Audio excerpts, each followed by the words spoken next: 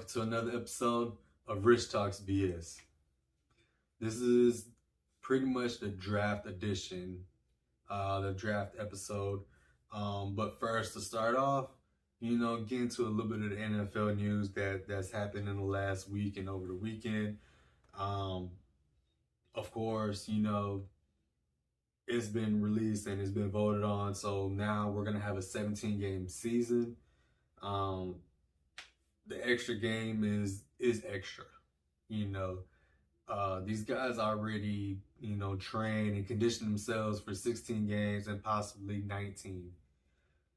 Now the extra game, to me, that's a higher risk of a star getting hurt, especially when they're still trying to fight for a last playoff spot, or just trying to fight for a playoff spot, try to fight for a spot in the postseason, period. It's kind of crazy to me, but hey, that's just how the NFL goes. They're gonna do crazy things. They're gonna try things. They're gonna test them out. So we'll see how that works this coming up season. The schedules are going to be released on May the 12th, and the season is going to last between September 9th and January 9th. Also, another rule change is number changes, jersey number changes. What I've seen so far is like the DBs, Peterson's going, changing his number to number 7. That was his college number. Sean Lee earlier this week announced his retirement after 11 seasons. Great Cowboy. He was a great leader, great voice on the field. Just great overall period for this Cowboys team, for this Cowboys defense. The heart and soul of this Cowboys defense. I'm happy for him. Wish him nothing but the best. He knows that when it's time to go, it's time to go. You can't blame him for that. So, good luck out there. Do what you got to do. Stay safe. Stay healthy. Antonio Brown re-signing with the Bucks for one more year. He's getting a little bit over $6 million, guaranteed over 3. Signing bonus is like 2. And with him re-signing with the Bucks, that puts the Bucks in a position of they are now bringing back all 22 starters from last season. First time that's ever happened in the Super Bowl era. And they're ready to run it back. They're ready to go. Re-signing and having your whole 22 starters from the previous season. And we've seen how that worked out. We've seen how the outcome was. There was just no way to stop them in postseason, playoffs, Super Bowl, period. There was just no way of stopping them, no matter how close the score was, no matter how close you think the other team was to Brady and the Bucks. It wasn't close at all. Brady's a whole different quarterback, whole different personality, a whole different focus when he gets into that postseason.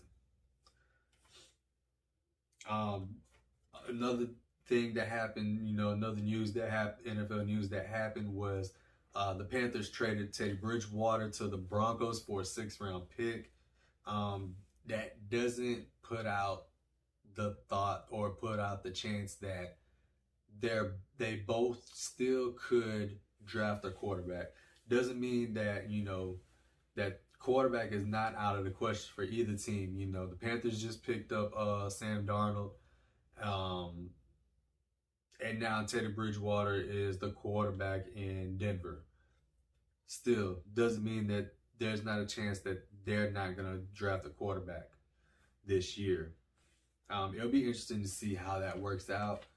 And, just to see what road they're going to take, see what chances they're going to take, and to see if they're actually going to trade up, trade back, or keep the position that they're in. I think the Panthers are in a perfect spot to get a quarterback, and I think the Patriots will take that chance and will try to trade with the Panthers, move up, and get the quarterback that they want, or whichever best quarterback option is left to grab. If they do that, they're going to get Justin Fields. But also depends on which way the 49ers are going. You know, the 49ers are not letting anyone know, not even by a little bit, of who they're going with. You know, they're trying to play this innocent, this, you know, we're not gonna know until the night of the draft type. You know, I think they already know who they want. They know who they want. They have to know who they want by now. It's just all going to depend on who they leave on the board.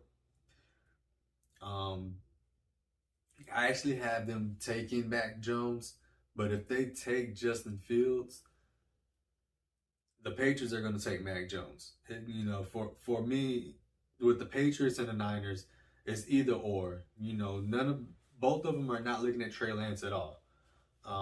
You know, to me, Trey Lance is not ready to start.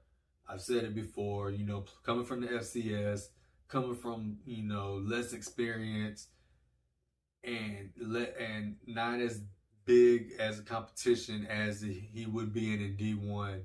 You know, like if he was in the SEC or the Big 10, Big 12, you know, shoot, even the Pac-12. Even the smaller conferences, you know, like USA, you know, just D1 in general, you know, there's some schools out there that can really lay it down. And we've seen that. But to be in the FCS, you know, the level of skill or the level of talent is always going to be less than that of D1. So, you know, the draft, like I said, draft is Thursday night. We're going to see how this goes. We know, you know, Trevor Lawrence is going number 1 to the Jags. We know Zach Wilson is going to go to the Jets at number 2.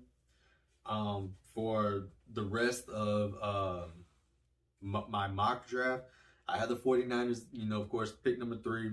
And these are the picks without trades. Trades are tricky. You know, you can predict a trade during the first round of the draft, but it's hard to actually pinpoint who's trying to move where, who's going to move up, all just because we don't know who's going to be available at what time.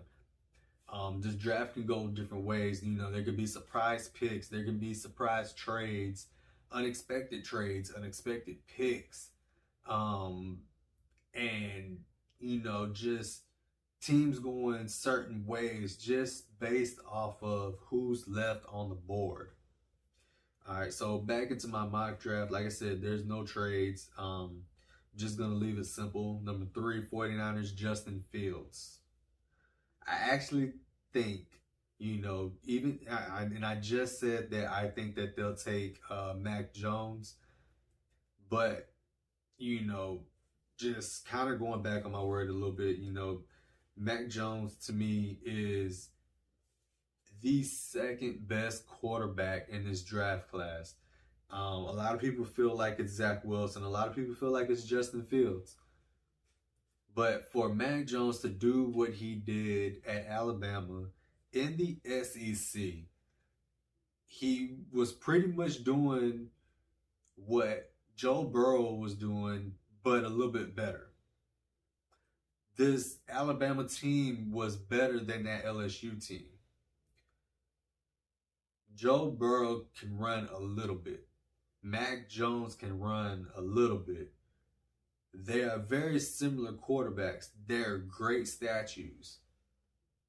But as much criticism that Mac Jones is getting, why didn't Joe Burrow get the same? You know, look at it. You know, like I said, Joe Burrow, when he was at LSU, they were known as, you know, the most efficient offense, the best offense. Supposed to be the best offense in college history. And then the next season, Alabama is in that talk. But you don't give Mac Jones the same respect or the same, you know, just the same respect, the same props as Joe Burrow the season before. You know, it's kind of crazy that it's like that. You know, no one's talked about it. You know, I don't know if anyone is really picking up on it. You know, I've heard very, very small talk about, you know, Joe Burrow and Mac Jones. But, you know, it's a different quarterback class this year, different draft this year. You know, and like I said, we'll just have to see how it goes and where everyone falls and who's left at certain points. Moving on, number 4, Falcons, Kyle Pitts. Number 5, Bengals, they're going to go with Ja'Marr Chase. Pairing up Ja'Marr Chase with Joe Burrow will be a very smart move. I understand you want to work on your line, but you can work on your line later on in the draft. You can work on your line in free agency. You know, there's destined to be some good linemen in this draft, and especially later on in the draft. Get him a weapon. AJ Green is gone. Getting Ja'Marr Chase, and it's an old, you know, connection from the LSU days, and that'll be a great duo coming out of that AFC. Number 6, Dolphins, Devontae Smith, another one. Teaming back up with Tua. You know, they didn't play much, but they practiced quite a bit with each other. They were on the same team together for a couple of years, and, you know, they've been around each other. There's some chemistry there. You know, they're coming from a Nick Saban offense. Pairing them two up again, you know, that's going to work out great. Especially, you know, with the weapons that they already have. And Tua could be more settled, more relaxed, you know, knowing someone like Devontae Smith is on the side of him. Number 7, Lions, Penei Sewell. Number 8, Panthers, Jalen Waddle. I think the Panthers are gonna, with this just not moving, they're gonna, shake it up a little bit and pick a receiver. You know, Curtis Samuel is gone. You got Darnold. He needs more weapons. Christian McCaffrey can't do it by himself. Getting a receiver like Jalen Waddle is great. That'd be a great pickup. You know, that's a receiver that they'll need and that will work out and that will do what needs to be done. Number 9, Broncos, Mac Jones. Number 10, Cowboys, picking Patrick Surtain II. That'd be a great pickup. That's just gonna start the defense off well in this draft. I don't think we need too many moves on our defense. It was just the scheme of defense that we played. Dan Quinn, is a really great defensive coach. He had success on the defensive side in Atlanta, and just to see him run the defense again, it's going to be a good sight. It's going to be good for this Cowboys team, really good for this Cowboys defense. And it's just going to pick them up, and you're going to see this defense in a different light. Got number 11, the Giants. They're going to take Rashawn Slater. Number 12, Eagles, J.C. Horn, which will be a very interesting pickup for the Eagles. That's just going to, add a really good, strong player to one side of the field. Moving on, number 13, Chargers. I have them taking Christian Darrisaw. 14, Vikings, Tevin Jenkins. Number 15, Patriots, Kwity Paye. Number 16, Cardinals. I have them taking Caleb Farley. The Raiders at number 17, Elijah Vera Tucker.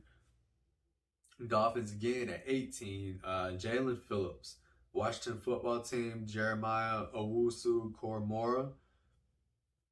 Bears at number 20. I think they're going to take Elijah Moore. Taking this receiver at number 20 will give them a little bit more boost and could look a little bit more appealing to another quarterback to bring in.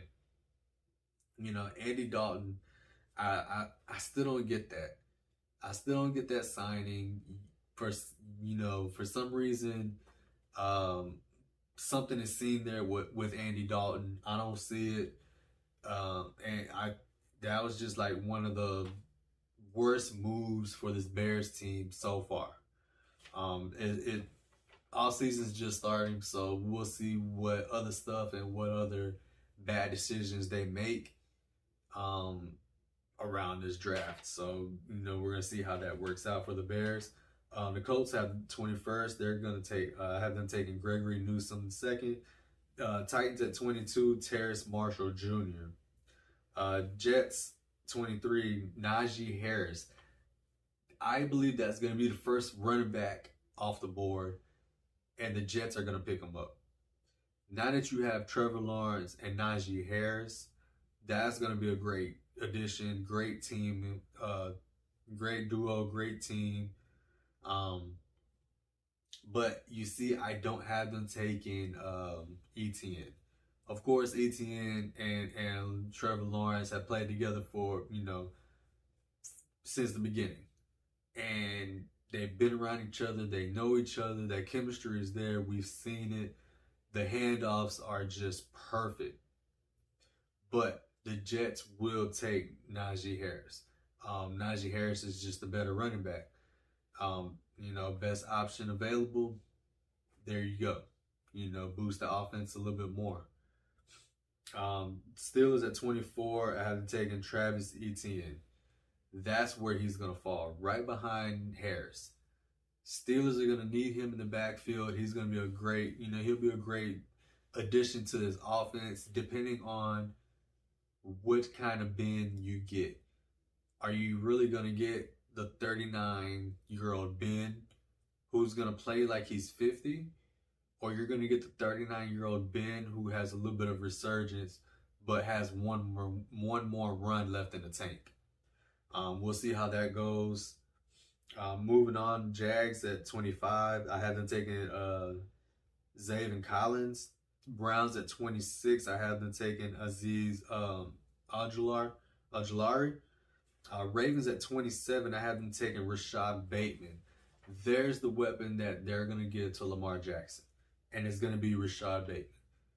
With him in Hollywood on opposite sides, it is going to be a good, matchups. Hopefully, Hollywood Brown, hopefully, he gets more looks and he catches more, passes than he did the previous season. Saints at 28, I had them taking Jamin Davis. Packers at 29, Kadarius Toney. That's the receiver that I think they're going to be left with to take. I know that they're going to want like an Elijah Moore or Rashad Bateman, especially, one of those two. But Kadarius Toney, is not a bad option either. He was out there with Kyle Pitts, who I believe is the best athlete in this draft. Best athlete, best non-quarterback position player in this draft. And I've been talking about him for a while. I've been talking about him since during the season, and watching one game of Kyle Pitts convinced me that there's something great. I saw something there in him, and it was just the way he ran his routes, the way he caught the ball, his speed, his footwork, his intelligence to be where he needs to be to make the decision easier on his quarterback. And he's just that type of player. He's a once-in-a-generation player at the tight end position, and wherever he ends up, he's gonna make a difference. He's gonna put his mark down, and you're gonna know the name Kyle Pitts. So moving on with the Bills at number 30, I have them taking Trayvon Mulray. Chiefs at 31, Landon Dickerson, center. That's going to help them with their offensive line. Of course, we saw how that worked out for them in the Super Bowl. And then Bucks with the last pick at number 32, I have them taking Jalen Mayfield. This draft is going to be very interesting, very entertaining, very exciting. For those of us who are really going to be paying attention to this draft and waiting to see how our teams are about to shape. especially when you want to run against Brady and the Bucks. You know, this is it right here. Teams are really starting to put pieces together. This draft is going to help with missing pieces, hopefully, and we'll see how it works out. But that's all the BS I have for this episode. Until next time.